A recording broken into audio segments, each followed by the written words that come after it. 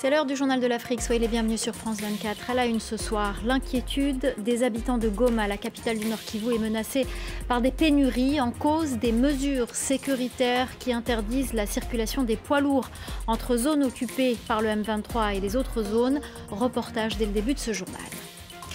Suite de la visite d'Anthony Blinken en Afrique, le chef de la diplomatie américaine est arrivé hier en Éthiopie où il a annoncé une aide de 331 millions de dollars. Il doit également se rendre au Niger pour discuter d'enjeux sécuritaires. Décryptage de notre correspondant à Washington dans ce journal. Le 73e congrès de la FIFA, il se tient à Kigali au Rwanda. Les délégations de 211 pays y participent, dont le Maroc qui a annoncé une candidature commune avec l'Espagne et le Portugal pour le Mondial 2030. Nous serons à Kigali dans un instant. En plus de la menace sécuritaire, les habitants de Goma craignent des pénuries. La capitale du Nord Kivu est de moins en moins approvisionnée. En cause, l'interdiction aux poids lourds de circuler entre les zones occupées par les rebelles du M23 et les autres zones. Les commerçants commencent à manquer de marchandises. Reportage d'Aurélie Bazara Kibangula avec Justin Kabumba. Dans ce marché de Goma, les clients se font rares. Les allées, d'habitude bondées, sont presque désertes. Je n'ai eu aucun client depuis ce matin. D'habitude, une grosse partie de ma marchandise est déjà vendue. Tout est devenu trop cher. Les prix des fruits et légumes se sont envolés depuis la reprise du conflit dans l'est du pays. C'est le kilo de tomates qui a connu la plus forte hausse, avec une augmentation de 300%. On a acheté nos tomates 14 €. Maintenant, c'est 39 €. Les routes du Rutshuru et du Masisi sont coupées. Les produits viennent de Tanzanie et passent par le Rwanda. C'est très compliqué.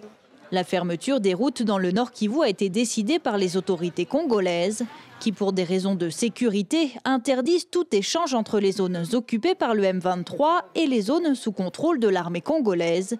Une fermeture qui a aussi mis à l'arrêt les exportateurs. Il y a des vêtements partout. Dans son entrepôt, Angélique voit les ballots de 45 kilos de vêtements s'entasser au fil des jours. Avant la fermeture des routes, je vendais jusqu'à 300 ballots par semaine. Mais là, j'en vends même pas 5. Nous traversons vraiment une crise. J'ai même du mal à faire manger mes enfants à la maison. À Goma, les habitants craignent une asphyxie de la ville. Si la fermeture des routes est un coup dur, pour cet économiste, l'insécurité menace aussi l'approvisionnement. Cette province vit de l'agriculture. Avec la guerre, on ne sait plus aller au champ, ceux qui cultivaient. D'autres ont laissé leurs champs, alors que c'était la période même de récolte, avec comme conséquence la quantité à pouvoir fournir au marché va diminuer. Autre source d'inquiétude, la dernière route encore ouverte risque elle aussi d'être fermée. Des affrontements y sont régulièrement signalés entre le M23 et l'armée congolaise. Cette fermeture signifierait des pénuries assurées dans la capitale du Nord Kivu. Deuxième journée sous haute tension au Sénégal. L'opposition avait appelé à manifester dans tous les départements du pays pour protester entre autres contre des arrestations arbitraires de ses membres. Elles ont été autorisées dans certains départements, mais pas celui de Dakar. Les 2 marches pacifiques prévues n'ont pas pu se tenir. L'opposant Ousmane Sonko a été empêché par les forces de l'ordre de sortir de son quartier. Ce jeudi, il est attendu au tribunal de Dakar pour un procès en diffamation qu'il oppose au ministre sénégalais du Tourisme. Et justement, pour en parler avec nous, Stéphane Ballon, notre rédacteur en chef. Bonsoir Stéphane. Alors tout d'abord, qu'est-ce qu'on reproche exactement à Ousmane Sonko dans cette affaire? Vous l'avez dit, dans cette affaire, il faut le rappeler, Ousmane Sonko est poursuivi pour diffamation, mais aussi pour injure publique, faux et usage de faux. C'est une histoire qui remonte à novembre dernier. À cette époque, Ousmane Sonko, le leader du parti PASTEF, avait alors accusé l'actuel ministre du Tourisme, Mame Mbaye Niang, d'avoir détourné près de 30 milliards de francs CFA à l'époque où celui-ci était ministre de la Jeunesse et de l'Emploi. C'était entre 2014 et 2017. Pour étayer son accusation, le maire de Ziguinchor alors avait cité un rapport dont il avait attribué la paternité à ce qu'on appelle au Sénégal l'inspection générale de l'État. C'est un organisme qui est directement rattaché à la présidence. Évidemment, le ministre accusé avait formellement nié les accusations et ensuite avait porté plainte pour diffamation. Effectivement, aucun rapport de l'IGE ne l'a épinglé, ce ministre, un autre rapport, celui-là attribué à l'IGF et non pas à l'IGE, avait, il est vrai, accusé ce ministre de mauvaise gestion, mais l'authenticité de ce rapport n'a jamais été prouvée. Donc, résultat aujourd'hui, Ousmane Sonko risque une peine allant de 4 mois à 2 ans d'emprisonnement. Il peut aussi être condamné à une amende de 200 000 à 1 500 000 francs CFA si jamais il était reconnu coupable de diffamation. Alors, pourquoi cette affaire est plus politique qu'il n'en paraît ? Pour une raison simple. Ce qui se joue ici, c'est l'éligibilité d'Ousmane Sonko. C'est devenu l'opposant numéro 1 à Macky Sall. Macky Sall, l'actuel président, dont on ne sait pas s'il va se tenter de briguer un 3e mandat ou pas. Ousmane Sonko, lui, a déclaré sa candidature à la présidentielle de l'année prochaine, qui, je crois, doit se tenir en février 2024. Il a gagné en popularité ces derniers mois. Et surtout, il a une capacité de mobilisation qui est devenue très forte. S'il devait être définitivement condamné à plus de 3 mois de prison ferme ou à 6 mois de prison avec sursis, alors le leader du parti PASTEF pourrait être déclaré non éligible à la prochaine élection présidentielle. J'ajoute, pour finir, que ce n'est pas la seule affaire qui menace de contrarier les ambitions de Ousmane Sonko. L'opposant est aussi menacé par un procès pour viol dans ce qu'il convient aujourd'hui d'appeler l'affaire Adji Sarr. Merci beaucoup Stéphane, on suivra bien évidemment cette affaire et je rappelle que jeudi, Ousmane Sonko est attendu au tribunal de Dakar pour ce procès en diffamation. L'appel à l'aide du président du Malawi, Lazarus Chakwera, il a demandé le soutien de la communauté internationale pour faire face aux ravages du cyclone Freddy. Sa trajectoire en boucle inhabituelle a causé beaucoup de dégâts. Au moins 225 personnes sont décédées dans le pays. Le Mozambique et Madagascar ont également été durement touchés. Anthony Blinken est en Éthiopie. Le chef de la diplomatie américaine est arrivé hier. Il a annoncé une aide humanitaire de 331 millions de dollars et a appelé à enraciner le processus de paix en cours dans le nord du pays. Les précisions de notre correspondante dans la région, Élodie Cousin. Après 2 années de liens distendus entre les États-Unis et l'Éthiopie, le secrétaire d'État américain Anthony Blinken a donc rencontré le Premier ministre Abiy Ahmed. C'est le plus haut responsable américain à se rendre dans le pays depuis que le conflit a éclaté au Tigré en 2020.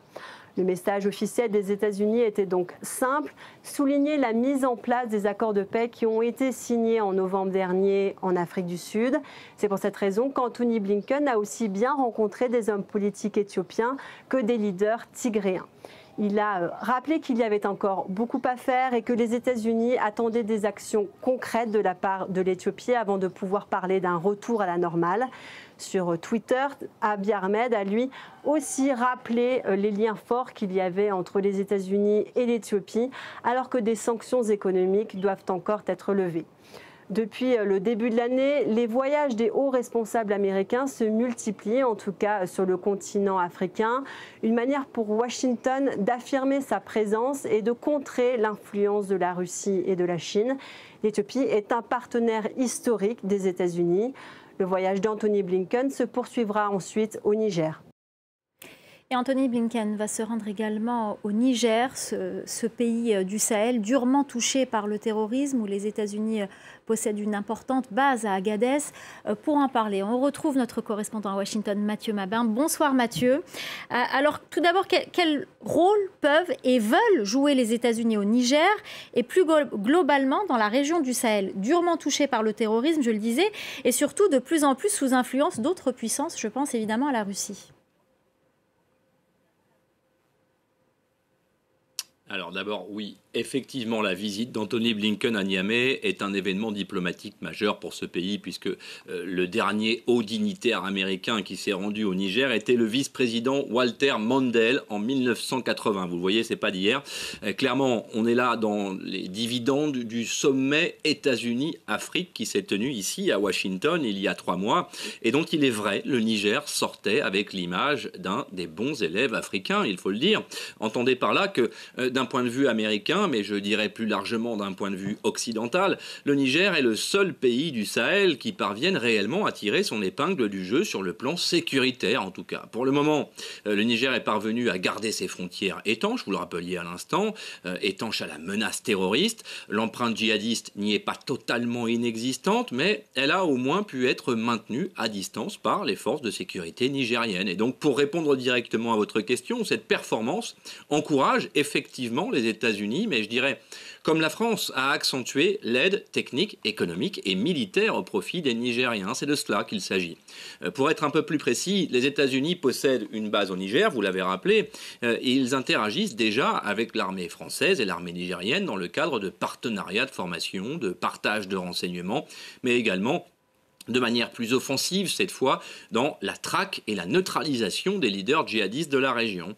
En cela, le partage du renseignement avec les Nigériens qui possèdent le renseignement humain et le renseignement électronique produit par Africom, le commandement militaire américain en Afrique, eh bien cette combinaison est bien sûr de nature à porter des coups utiles à AQMI par exemple ou encore le IGS pour ne citer que. Et enfin, cette coopération américaine, il faut le dire, vise bien entendu à rencontrer d'autres, celles qui sont proposées par les Chinois, bien sûr, et plus visiblement encore les Russes, notamment à travers les mercenaires de Wagner, connus de triste réputation.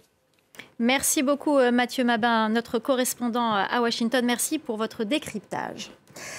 Ce jeudi, le Rwanda accueille le 73e congrès de la FIFA. Les délégations de 211 pays sont arrivées à Kigali. Ils vont se réunir pour voter des mesures sur les années à venir.